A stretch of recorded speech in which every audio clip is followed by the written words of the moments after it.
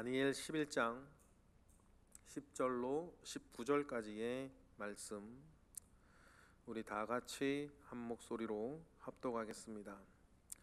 그러나 그의 아들들이 전쟁을 준비하고 심히 많은 군대를 모아서 물이 넘침같이 나올 것이며, 그가 또 와서 남방 왕의 견고한 성까지 칠 것이요, 남방 왕은 크게 노하여 나와서 북방 왕과 싸울 것이라.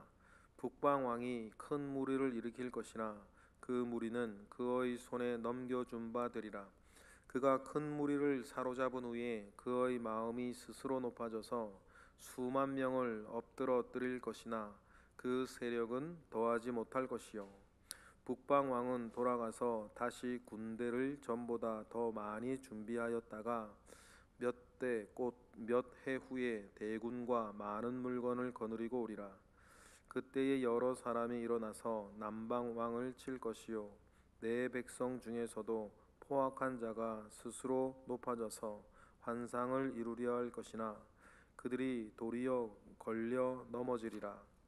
이는 북방 왕은 와서 토성을 쌓고 견고한 성읍을 점령할 것이요, 남방 군대는 그를 당할 수 없으며 또 그가 택한 군대라도 그를 당할 힘이 없을 것이므로 오직 와서 치는 자가 자기 마음대로 행하리니 그를 당할 사람이 없겠고, 그는 영화로운 땅에 설 것이요, 그의 손에는 멸망이 있으리라. 그가 결심하고 전국의 힘을 다하여 이르렀다가 그와 화친할 것이요, 또 여자의 딸을 그에게 주어 그의 나라를 망하게 하려 할 것이나 이루지 못하리니 그에게 무익하리라.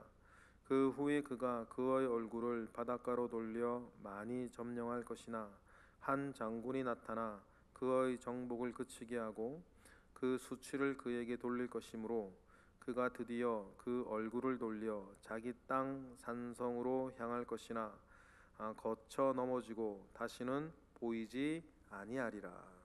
아멘. 중간기 시대에 팔레스타인 땅을 중심으로 있는 역사적인 이야기들이 계속해서 이어지고 있습니다. 오늘 본문은 알렉산더 대왕이 죽고 프톨레미 왕조라고 하는 왕조 밑에 예루살렘이 포함된 팔레스타인 지역이 지배를 받고 있다가 셀루쿠스 왕조라고 하는 시리아 쪽의 왕조에 의해서 이렇게 팔레스타인이 또 뺏겨지고 그 일을 주동하였던 안티오코스 3세라고 하는 왕을 중심으로 일어나는 일들을 말하고 있습니다. 오늘 본문에서 우리가 이 역사적인 내용들 다 하나하나 우리가 다 기억하고 알기에는 너무나 이제 큰 역사적인 이야기이고, 오늘 본문에서 우리가 꼭 기억해야 할 것이 두 가지가 있는데, 첫 번째는 무엇이냐면 하나님 없는 열심, 그리고 두 번째는 하나님을 떠난 자의 말로, 이 두 가지 정도로 우리 묵상의 어떤 포인트를 가지고 계시면서 읽어 나가시는 것이 좋겠습니다. 먼저 이제 역사적인 것들과 역사적인 사실들을 떠나서 오늘 본문은 아무것도 묵상이 안 되는 것입니다. 그래, 본문 살피기를 도움을 좀 많이 받으시면 좋겠고, 일단 10절에 이제 그의 아들들이라고 했을 때 이 그의 아들들이 누구? 셀루쿠스 2세의 아들들이고, 셀루쿠스 2세의 아들 가운데에서 가장 특출났던 사람을 안티오코스 3세, 그 사이에 많은 사람들이 암살을 당하고 동서고금을 막론하고 왕위를 둘러싸고는 부자지간도 없고 형제지간도 없고 그런 것들은 우리나라뿐 아니라 중국이나 어디나 다 마찬가지입니다. 그래서 셀루쿠스 그 2세의 아들들 가운데에 여러 아들이 있을 것인데 자기네들끼리 암살하고 죽이고 난리를 지기다가 결국 정권을 잡는 사람이 안티오코스 3세라고 하는 사람인데, 그럼 안티오코스 4세의 아버지겠죠. 그 안티오코스 4세라고 하면 안티오코스 뭐 에피파네스, 그래서 예루살렘에서 가장 극악하게 적그리스도의 표상으로 성경에서 말하고 있는 그 사람의 아버지인 안티오코스 3세의 삶이 주는 교훈이다. 뭐 제목이 이렇게 돼 있죠. 그래서 10절에 그의 아들들, 그러니까 셀류쿠스 2세의 아들 중에서 뭐 안티오코스 3세를 중심으로 애굽을 치러 나아가는 장면을 이야기를 하는 거죠. 10절 우리 읽어보겠습니다. 시작. 그러나 그의 아들들이 전쟁을 준비하고 심히 많은 군대를 모아서 물이 넘침같이 나올 것이요 그가 또 와서 남방 왕의 견고한 성까지 칠 것이요, 이렇게 얘기를 합니다. 보통 이제 우리가 이제 북방왕, 남방왕 이러면 북방왕은 시리아를 중심으로 있는 셀류쿠스 왕조의 왕들이라 생각하면 되시고, 남방왕이라 그러면 애굽을 중심으로 있는 프톨레미 왕조의 이렇게 왕들이라 생각하시면 되는데, 뭐 셀류쿠스든 프톨레미든 다 알렉산더 대왕의 함께하던 4명의 유명한 장군들이었어요. 그 사람들 이름을 따서 이제 왕조가 되는 거죠. 근데 알렉산더 대왕이 죽고 나서 자기네들끼리 나라가 나눠진 다음에 뭐 자기네들끼리 뭐 이게 더 많은 땅을 차지하기 위해 전쟁을 벌이는 그런 것인데, 근데 왔지만 11절에 보면 결국 이제 그 공방전 끝에 이제 안티오코스 셀류쿠스 왕조가 11절에 보면 패했다는 거예요. 정복을 못한 거죠. 이거 주전 217년 정도 뭐 얘기로 합니다.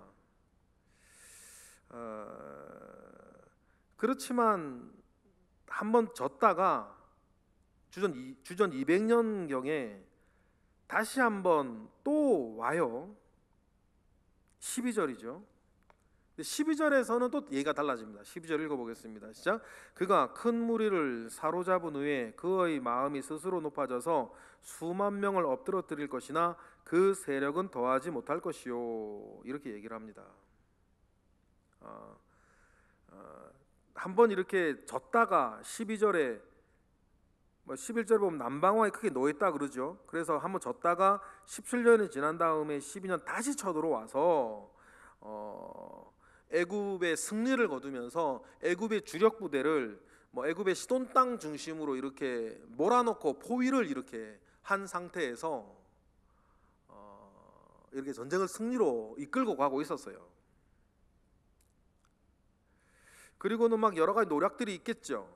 그때 애굽의 지배하에 있던 팔레스타인에 살던 유대인들 중에, 예루살렘과 그 팔레스타인에 살던 유대인들 중에 자기들을 지배하고 있는 애굽이 시돈 땅에 갇혀가지고 고전을 면치 못하니까 예루살렘 땅에서도 유대인들도 살고 있는 것 아니에요? 그러니까 유대인들이 어떻게 돼요? 이때를 기회로 삼아서 우리가 독립을 해야겠다라고 일어난 이스라엘 사람들이 있었어요. 그게 14절에 나오는 포악한 자예요. 근데 원문에 보면 포악한 자들이라고 되어 있죠. 14절 그런 어떤 역사적인 틈을 이렇게 타고 애굽이 수세에 몰려 있고 고전하고 있을 그때에 이스라엘 사람들 가운데 14절 같은 사람들이 있었다는 것입니다. 14절 읽어보겠습니다. 시작. 그때에 여러 사람이 일어나서 남방왕을 칠 것이요 내 백성 중에서도 포악한 자가 스스로 높아져서 환상을 이루려 할 것이나 그들이 도리어 걸려 넘어지리라 그러죠. 너의 백성이니까 뭐 다니엘을 두고 얘기하는 거겠죠. 그러니까 다니엘의 백성, 뭐 이스라엘 백성들 가운데에서 포악한 자가 스스로 높아져서 환상을 이루려 할 것이다라고 하면서, 이것은 뭐냐면 폭력으로 약속받은 구원, 하나님께서 다니엘이나 여러 예언자들을 통해서 주신 약속을 자기들이 가진 힘과 폭력을 이용해서 이루려고 하는 사람들이 이스라엘 사람들 가운데에 그 역사적인 틈을 다 있었다. 그것을 포악한 자들이라고 불렀던 거죠. 그래서 그 폭력으로 그러한 것들 이루려고 환상을 이루려고 하는 되게 부정적인 것 아시겠죠? 환상을 이루려고 하는 자들이 있을 것인데 어떻게 돼요? 그들이 도리어 걸려 넘어질 것이다. 이렇게 이야기를 합니다. 왜 도리어 걸려 넘어졌냐면 수세에 몰린 애굽 사람들이 이제 그들이 뭐 철천지 원수로 지금 싸우는 건 아니고 땅 따먹게 하고 있는 거니까 이제 항복 협상 같은 걸 하죠. 그래서 애굽의 사람들이 이제 평화 협상을 벌이면서 팔레스타인 지역을 이 셀루쿠스 왕족에게 넘겨주는 거예요. 그러다 보니까 이 애굽이 수세에 몰린 틈을 타서 독립을 이루려고 했던 이 포악한 자들은 이 틈에 우리가 독립을 하려고 했는데 이제 애굽에 있는 프톨레미 왕조와 시리아의 셀루쿠스 왕조가 서로 이렇게 전쟁을 하다가 이제 평화 협상을 하면서 이 팔레스타인 지역을 이제 셀루쿠스 왕족에게 넘겨줘 버렸어요. 그러니까 환상을 이루려 할 것이나 도리어 넘어지고 말았다, 이렇게 한 거죠. 여기에서 우리가 모두에 말씀드렸던 하나님 없는 열심 가진 자의 어떤 삶을 여기서 우리가 좀 볼 필요가 있어요. 하나님께서는 이렇게 원했던 것이 아니죠. 이렇게 흘러가는 것이 아닙니다. 하나님의 약속의 구원이 이렇게 흘러가는 것이 아니에요.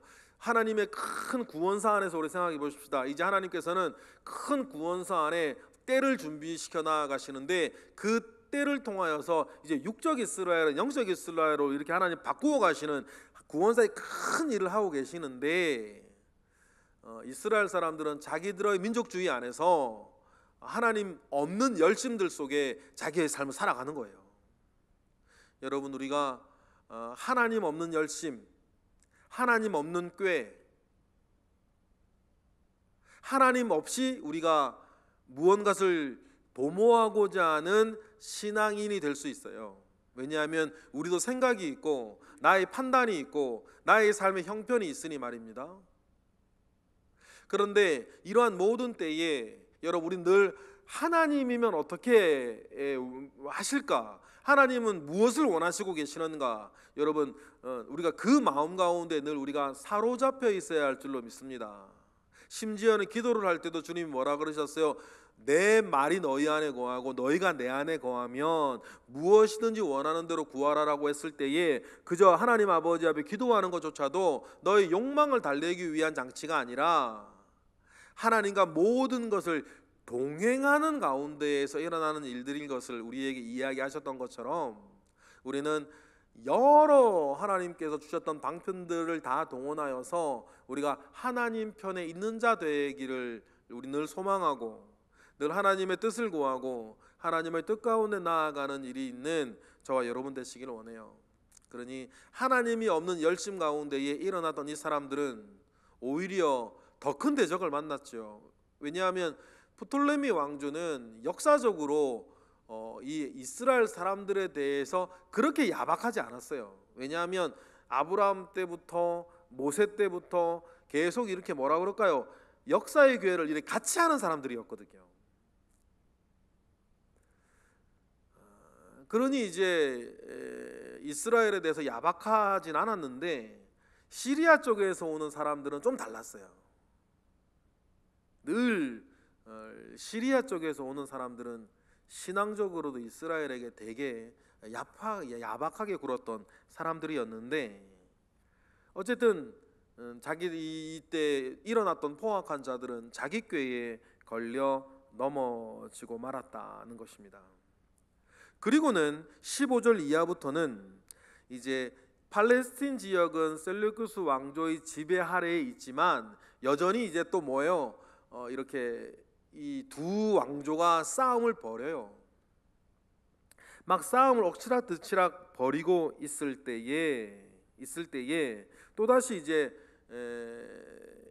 또 셀루쿠스 왕조가 또 막 애굽 땅에 있는 프톨레미 왕조를 막 이게 침범하고 막 전쟁을 벌일 때에 그때 프톨레미 왕조가 또 수세에 몰리자 큰 돈을 들여서 로마의 원조를 구하죠. 그래서 로마의 한 장군이 해변에 이렇게 배를 많이 끌고 와가지고 이 셀루쿠스 왕조를 물리쳐 줍니다. 그 이야기가 옥신각신하다가 18절에 이렇게 이 얘기가 있죠. 18절 읽어보겠습니다. 시작. 그 후에 그가 그의 얼굴을 바닷가로 돌려 많이 점령할 것이나 한 장군이 나타나 그의 정복을 그치게 하고 그 수치를 그에게 돌릴 것이다 라고 하여서 이 안티오코스 3세가 결국 로마로부터 온 군대에 의해서 패전을 하고 쫓겨나가죠. 그리고는 로마가 패전한 안티오코스 3세에게 전쟁 보상금을 요구하게 되는데, 안티오코스 3세가 그 전쟁 보상금을 마련하기 위해서 자기가 점령한 지역에 있는 땅의 모든 신전들에서 신전에는 보물들이 있으니까 신에게 바쳐지고 인테리어 같은 것들을 다 가져다가 전쟁 보상금을 로마에게 주려고 해요. 그러다가 안티오코 3세가 폭동을 일으킨 사람들에게 비참하게 죽임을 당하고 말죠. 그게 19절의 이야기예요. 읽어보겠습니다. 시작. 그가 드디어 그 얼굴을 돌려 자기 땅 산성들로 향할 것이나 거쳐 넘어지고 다시는 보이지 아니하리라 라고 한 이 말이 안티오코스 3세가 전쟁 보상금 마련하기 위해서 약탈을 하다가 폭동들에게 죽습니다. 이것을 안티오코스 4세가 기억하는 거예요. 자기 아버지가 어떻게 죽었는지, 그 로마의 어떤 무서움에 대해서 그 안티오코스 4세가 실감을 해요. 그래서 성경 내용은 앞에 내용 뒤에 내용 섞여 나오기도 하니까 나중에 이제 안티오코스 4세가 로마 한 장군의 말에 막 군대를 무서워서 물리기도 하고 막 그런 일들이 나중에 이런 아버지를 보았기 때문이고, 이때 안티오코스 4세는 볼모로 어린 나이였겠죠. 로마에 가서 로마가 얼마나 강력한 나라인지를 몸소 볼모로 잡혀가서 체험을 하고 나중에 이제 다시 돌아와서 이렇게 자기가 아버지가 다스리던 나라의 왕이 되면서 안티오코스 4세는 그 아주 적그리스도의 표상 같은 자로 이제 제대로 내일 본문이나 이렇게 등장을 하게 되겠죠. 이런 내용들을 우리가 보면서 두 번째로는 하나님을 대적하고 하나님을 떠난 자의 말로를 이 안티오코스 3세를 통해서 보는 거예요.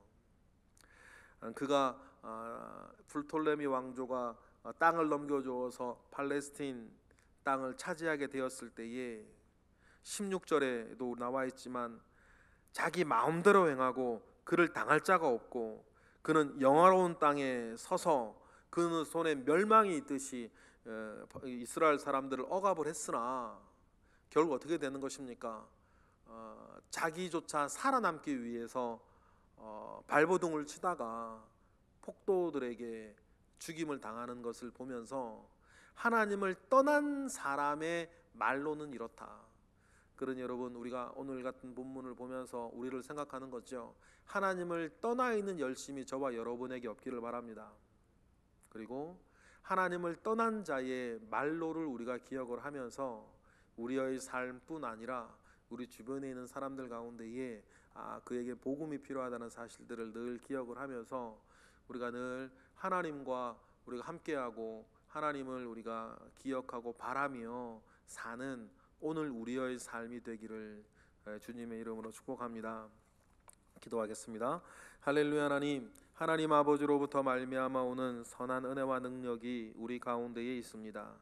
주여 함께 하시고 주여 선한 일들로 우리를 채우시옵소서. 하나님께서 오늘 우리 가운데에 다니엘을 통하여서 알게 하신 것과 같이 늘 우리가 하나님과 동행하고 우리의 삶이 임마누엘의 축복 가운데에 있기를 소망하나이다. 무엇을 이루고 무엇을 가지고 얼마나 열심히 살았다 하더라도 하나님을 떠난 자의 삶은 이렇게 허망하여질 것임을 우리가 기억하고 늘 주님의 임마누엘의 축복 가운데 사는 우리 모두가 되게 하옵소서. 이 시간 드려지는 1000번째 예물들 가운데에 주님 함께 하옵시고 이 시간 드려지는 기도 가운데에 하나님 응답하옵소서. 예수 그리스도 이름으로 기도드렸나이다. 아멘.